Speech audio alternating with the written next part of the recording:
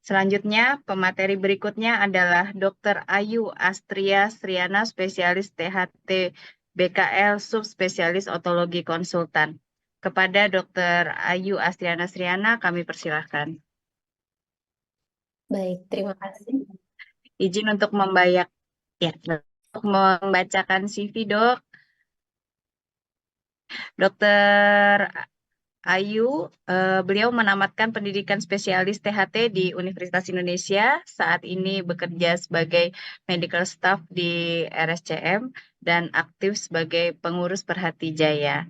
Baik, waktu dan tempat kami persilahkan, dokter. Baik, terima kasih.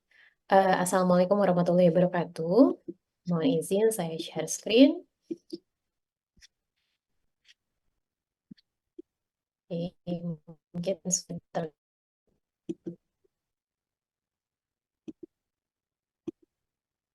Baik, pertama-tama saya ucapkan terima kasih banyak atas kesempatan yang diberikan oleh Panitia BOS serta Perhati Banten. Hari ini saya akan menyampaikan dan sharing mengenai endoscopic ear surgery operating tools.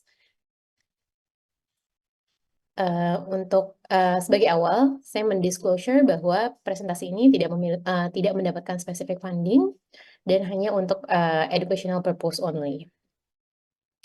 Nah, untuk pertama-tama kita tahu bahwa tadi yang sudah dijelaskan mungkin oleh Dokter Alin bahwa middle ear ini small space, kompleks, kemudian memang ada daerah-daerah tertentu yang sulit untuk diakses oleh mikroskop.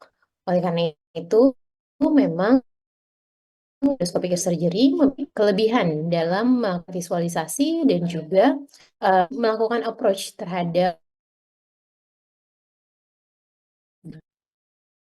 Nah, tapi dengan adanya kelebihan tersebut, dengan anatomi yang sempit, tentunya kita membutuhkan surgical instrument yang sangat baik dan juga koordinasi dari hand and eye, juga bagaimana kita mengontrol perdarahan dan kadang-kadang bahkan ada anatomical condition yang memang kita bisa terjadi kesulitan gitu ya dalam melakukan manuver, baik itu dengan endoskop maupun instrumen operasi. Oleh karena itu penting sekali untuk kita mengenali instrumen operasi yang kita gunakan pada operasi endoscopic ear surgery.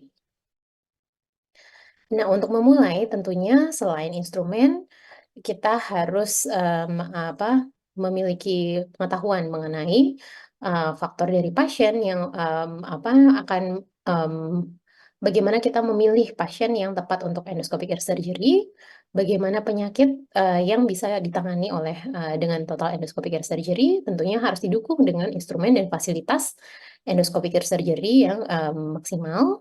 Kemudian pengetahuan kita akan radiologi dan juga fungsi pendengaran sangat penting untuk melakukan decision atau keputusan terkait apakah kita melakukan operasi pada pasien dengan total endoscopic ear surgery. Tentunya faktor surgeon juga sangat berpengaruh.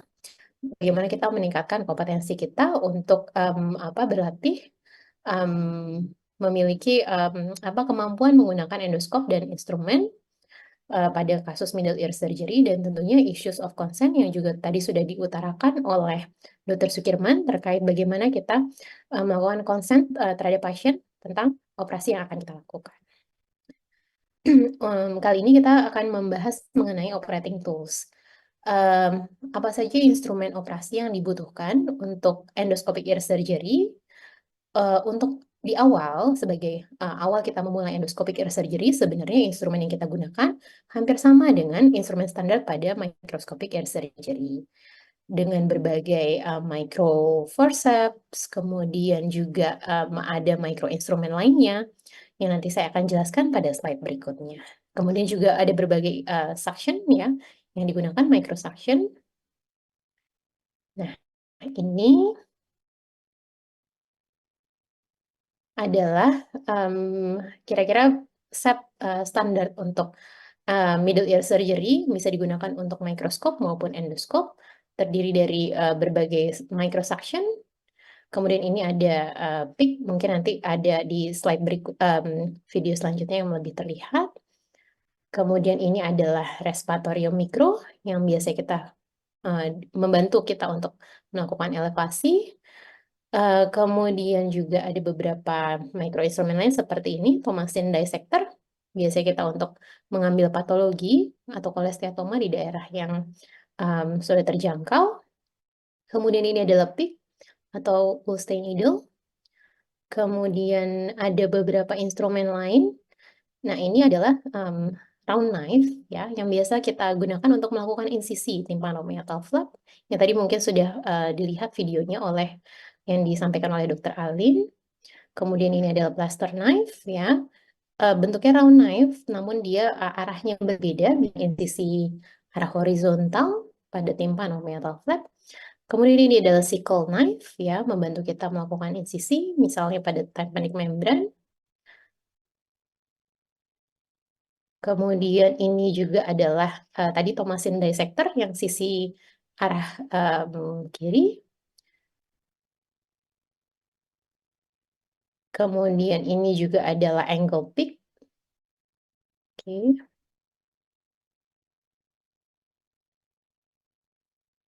Kemudian ini adalah sama angle pick juga.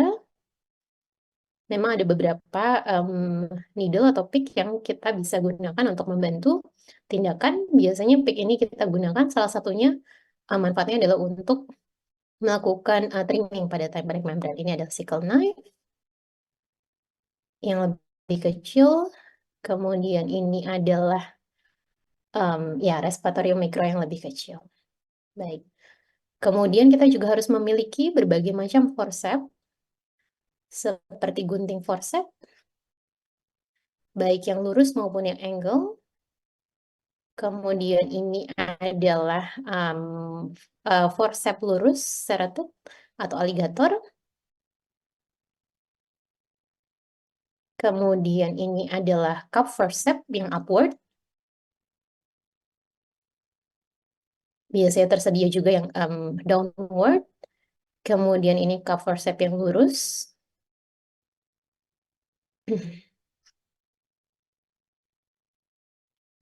Kemudian ini adalah malleus sniper. Gunanya adalah untuk memotong head of malleus apabila kita akan mengangkat head of malleus. Ini adalah cup forceps yang lebih besar, straight.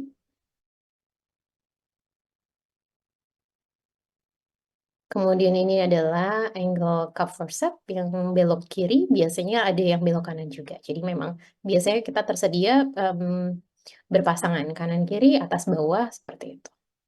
Ini adalah retraktor yang bisa kita gunakan apabila kita memang combine approach dengan mikroskop.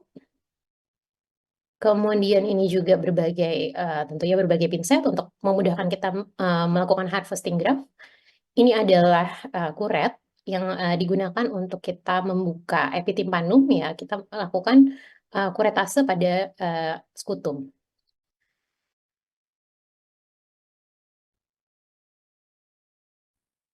Atau dinding lateral dari epitimpanum.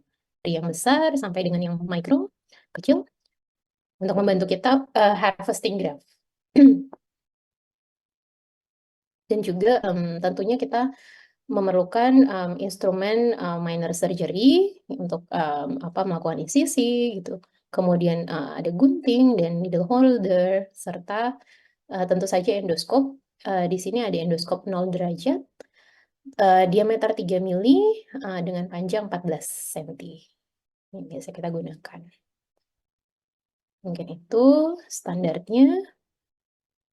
Kemudian kita bisa beralih. Seiring dengan kemampuan operator yang makin bertambah, serta juga kompleksitas kasus, tentunya requirement dari instrumen yang digunakan harus lebih meningkat. Seperti misalnya kita sudah masuk ke level 2 atau 3 dari skill endoscopic ear surgery, di mana kita harus melakukan removal dari kolesteatoma di daerah atik.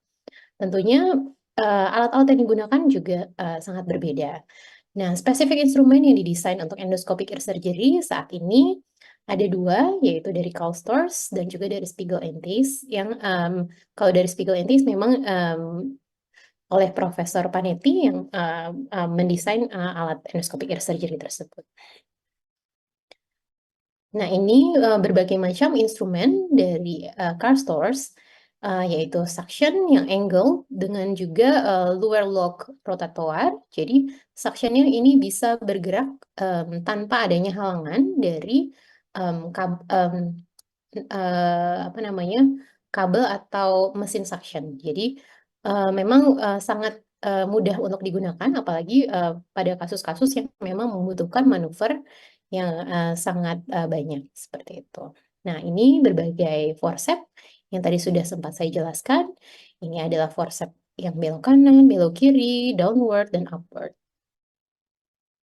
Kemudian ini tentunya juga ada yang didesain spesifik agar endoscopic ear surgery dapat dilakukan dengan visualisasi tanpa adanya penghalang dari perdarahan. Yaitu ini round knife dengan adanya suction. Kemudian ini juga ada pick yang didesain dengan panjang tertentu sehingga memudahkan untuk instrumen agar tidak menabrak dengan kamera handle. Kemudian, nah ini adalah alat yang didesain oleh Prof. Panetti di Spiegel Intis. Juga memang namun memang memiliki suctioning yang terhubung langsung sehingga visualisasi kita apabila terjadi perdarahan itu langsung terlihat gitu ya. Jadi tidak ada obstructing view akibat perdarahan. Ini juga ada pick dengan suctioning, kemudian juga ada berbagai dissector yang didesain dengan langsung berbentuk suction sehingga memudahkan untuk melakukan diseksi tanpa adanya halangan karena perdarahan. Berbagai angle ini juga didesain khusus untuk daerah yang harus dijangkau. Misalnya dengan angle tertentu harus menjangkau daerah sinus timpani gitu ya dengan angle yang lebih landai itu biasanya menjangkau daerah yang lebih tidak masuk ke dalam atau tidak angled. Nah, ini adalah berbagai instrumen seperti tadi cycle knife dan didesain langsung dengan suction-nya. Ini juga kuretase yang nantinya akan disambungkan dengan mohon maaf karena internet mungkin ya. Baik, jadi saya lanjutkan tadi dari sini kita bisa lihat ya berbagai macam instrumen forceps, microforceps yang belok kanan, belok kiri, kemudian downward dan upward. Nah, ini instrumen yang didesain khusus untuk memudahkan manuver maupun tindakan dari endoscopic ear surgery. Ini adalah round knife yang didesain dengan suctioning langsung, jadi hemorrhage atau perdarahan tidak menghalangi visualisasi kita pada saat melakukan tympanomeatal flap. Ini juga ada pick yang didesain khusus untuk endoscopic ear surgery dengan panjang tertentu sehingga tidak terjadi hambatan pada saat kita melakukan manuver dengan kamera maupun instrumen. Nah, ini juga berbagai instrumen yang didesain oleh Prof. Panetti. Ini ada plaster knife yang didesain sekaligus bersamaan dengan suction. Kemudian ini juga ada dissector yang langsung berbentuk suction sehingga apabila kita melakukan diseksi, dissector tersebut langsung menghisap perdarahan sehingga tidak menghalangi visualisasi kita. Kemudian ini juga ada pick yang didesain dengan suction khusus. Tentu saja juga ada berbagai seperti kuret, sickle knife, maupun dissector lainnya yang memudahkan untuk melakukan tindakan endoscopic ear surgery. Spiegel Intake juga sepertinya sama ya, jadi ada luar sehingga memudahkan sekaligus action. Nah, ini adalah pilihan endoskop. Pilihan endoskop ini dari mulai 14 sampai dengan 18 cm untuk panjangnya, sedangkan diameter yang kita butuhkan sekitar 2,7 atau 3 mm. Jadi karena liang telinga itu kecil, sebaiknya diameter yang digunakan juga kecil. Nah, untuk pilihan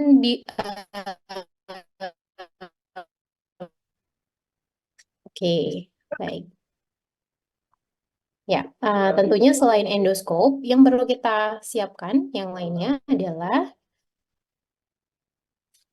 mikroskop dan high speed drill. Tentunya operating microscope itu harus kita siapkan untuk kasus-kasus yang memang kita khawatir kita tidak bisa melakukan total endoscopic ear surgery. Dan tentunya pemilihan kasus juga sangat berperan gitu ya. Jadi kita harus menyiapkan high speed, misalnya high speed drill. Walaupun kita tidak menggunakan mikroskop, tapi pada kasus yang memang misalnya dinding anterior liang telinga yang sangat menonjol sehingga kita tidak bisa melakukan evaluasi sampai dengan anterior anus, itu kita boleh melakukan kanaloplasti. Nah, pada kasus-kasus yang kita memerlukan kanaloplasti, kita membutuhkan drill untuk membantu kita melakukan kanaloplasti. Dan mikroskop tentunya juga harus disiapkan apabila pada kasus-kasus yang kita tidak bisa lakukan total endoscopic ear surgery. Nah, untuk OR setting, tentu saja posisi kita harus sebaik mungkin, jadi melakukan visualisasi langsung di hadapan monitor. Jadi surgeon langsung berhadapan dengan monitor, kemudian boleh dilakukan dalam posisi duduk maupun berdiri. Sebaiknya pada posisi duduk memang dilakukan dengan posisi yang tegak dan juga tentunya tangan kita harus dilakukan sandaran gitu ya, baik itu pada armrest ataupun bed pasien. Nah, kenapa kita memilih posisi duduk walaupun memang pada beberapa surgeon memilih untuk posisi berdiri pada operasi endoscopic ear surgery. Karena biasanya kalau misalkan kita berubah dari endoskopik menjadi mikroskopik, kita tidak perlu melakukan banyak manuver terhadap posisi pasien apabila kita pada posisi duduk.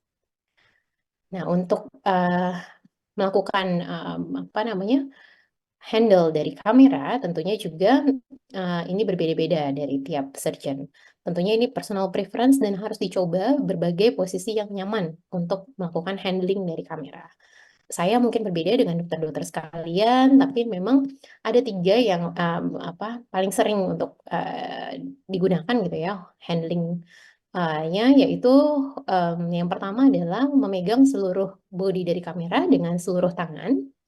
Atau yang kedua mungkin memegang kamera dengan jari telunjuk dan jari jempol, kemudian juga antara jari tengah, light source-nya, dan jari telunjuk. Jadi, mungkin saya tidak memiliki contohnya, namun nanti bisa dipraktekkan pada workshop. Kemudian yang ketiga adalah melakukan memegang kamera dengan area jempol dan telunjuk serta light source-nya di antara telinga tengah dan jari manis, seperti itu.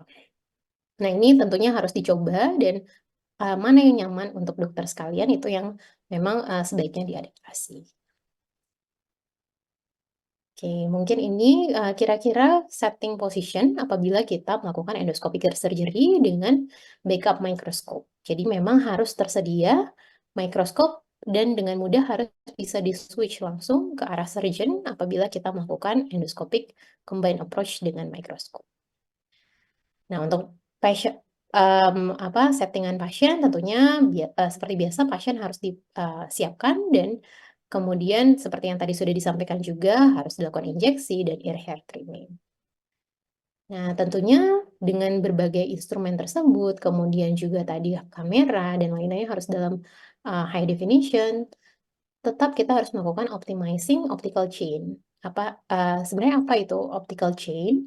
Jadi memang kombinasi antara light source, light lead, endoscope kamera, kamera processing system, dan video display. Jadi seluruh alat yang akan membantu kita visualisasi anatomi operasi. Nah, bagaimana caranya kita mengoptimize? Tentunya kita harus menurunkan lampu dari operating theater untuk meningkatkan kontras dari visualisasi gambar di layar. Kemudian kita jangan lupa juga untuk mengevaluasi light lead dan scope-nya, apakah ada damage atau memang misalnya ada embun dan lain-lain. Kemudian tentunya kita juga harus berpengalaman untuk mengatur setting pada kamera dan screen untuk meningkatkan kualitas dari gambar, agar memudahkan kita juga untuk melakukan tindakan operasi. Nah, tentunya selain alat dan instrumen yang dibutuhkan, kita juga penting sekali melakukan controlling dari perdarahan. Tadi sudah disampaikan MAP, kemudian juga kita harus menyiapkan neuropathy atau cottonoid atau kapas ya dengan adrenalin 1:1000. Kemudian kita juga bisa siapkan juga flush atau irrigation untuk membantu kita apabila terjadi perdarahan yang menghambat visualisasi dari endoskop. Kemudian juga kadang-kadang pada kondisi tertentu dibutuhkan microbipolar forceps, walaupun memang hampir jarang untuk dibutuhkan.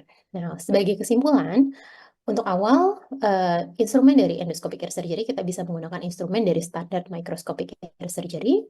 Kemudian kita juga perlu menguasai instrumen yang kita gunakan pada saat kita melakukan endoscopic ear surgery. Dan tentunya ketika kita memiliki tahapan yang lebih lanjut untuk tindakan, tentunya kita harus melengkapi alat-alat kita untuk memudahkan kita melakukan endoscopic ear surgery dengan lebih baik. Mungkin itu dari saya. Terima kasih. Wassalamualaikum warahmatullahi wabarakatuh.